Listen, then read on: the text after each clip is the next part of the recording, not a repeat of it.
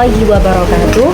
Perkenalkan, nama saya Reviana Rizky Safitri, NIM 24093044013. Di sini saya akan menjelaskan tentang mind mapping saya. Oke, baik. Saya lihat. Langsung saja, perkembangan filsafat ilmu.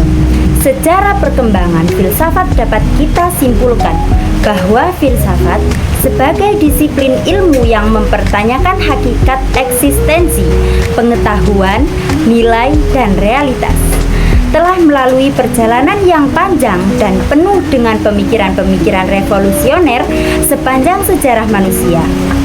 Perkembangan filsafat ini tidak hanya mencerminkan perubahan dalam pandangan manusia tentang dunia, tetapi juga muncul sebagai respons terhadap tantangan intelektual. Filsafat ilmu merupakan cabang filsafat yang membahas hakikat ilmu pengetahuan, termasuk asal-usul, metode, dan validitasnya. Nah, filsafat adalah disiplin ilmu yang menelaah secara kritis hakikat eksistensi, pengetahuan, nilai, dan realitas. Perjalanan sejarah filsafat menunjukkan pergeseran cara manusia memahami dunia dari penafsiran kosmologis menuju integrasi agama dan rasio, hingga kritis atas metodologi dan bahasa. Nah, yang pertama, filsafat Yunani kuno. Lahirnya penyelidikan rasional. Periode awal pra-Sokrates, kira-kira 600 sampai 470 sebelum Masehi, menandai pergeseran dari mitos ke penjelasan rasional tentang alam. Para pra-Sokrates, Mis, Thales, Anaximander, Pari Arche. Prinsip pertama, air, apeiron, atau unsur lain sebagai asal kehendak kosmos. Pendekatan ini bersifat kosmosentris, fokus pada struktur dan asal-usul alam. Zaman kemasan Yunani, Sokrates, Plato, Aristoteles menggeser pusat perhatian ke manusia, etika, politik, dan pengetahuan. Yang pertama ada Sokrates menekankan elencus, metode pertanyaan kritis, dan bahwa pengetahuan etis, kebaikan, berkaitan dengan pengetahuan diri. Yang kedua, Plato memperkenalkan teori bentuk atau ide. Dunia nyata adalah bayangan dari realitas ideal yang lebih otentik. Yang ketiga, Aristoteles menegaskan empirisme dan pengelompokan pengetahuan, logika alam, metafisika, etika. Ia merumuskan kategori dan metodologi observasi yang menjadi dasar sains awal. Periode ini meletakkan fondasi metodologis bagi seluruh tradisi filsafat barat. Penggunaan argumentasi rasional, membentuk kategori penalaran, serta pemisahan antara teori dan praktik.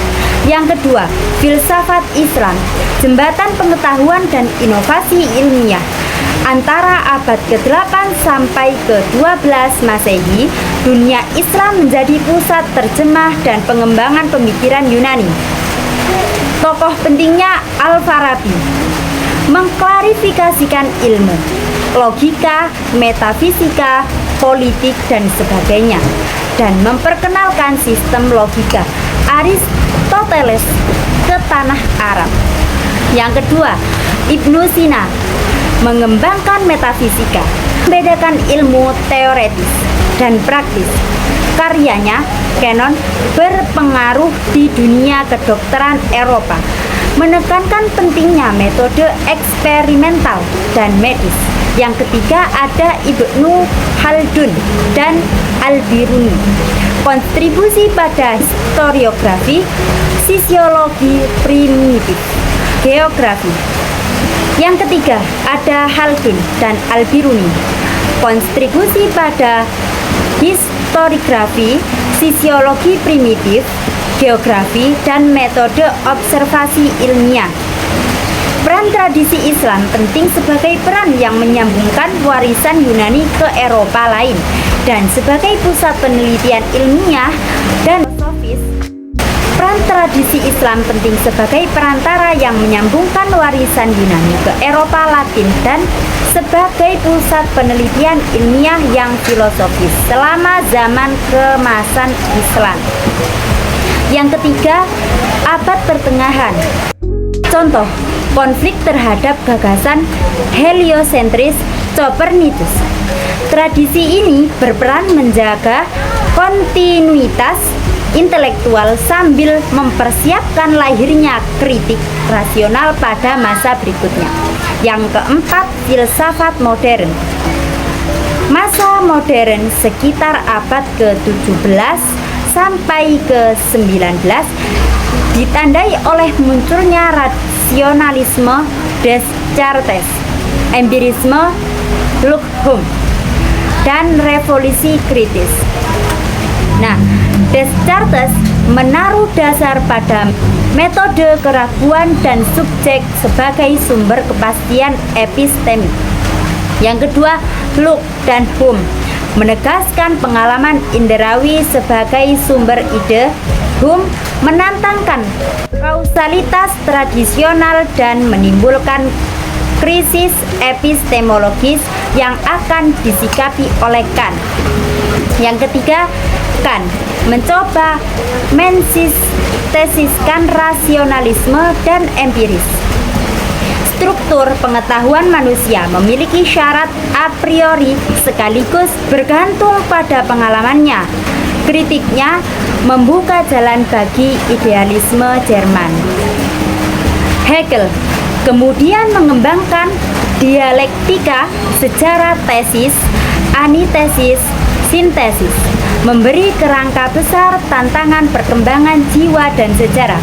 Periode ini mempengaruhi tumbuhnya sains modern, politik liberal, dan teori nilai yang menempatkan manusia sebagai pusat kajian.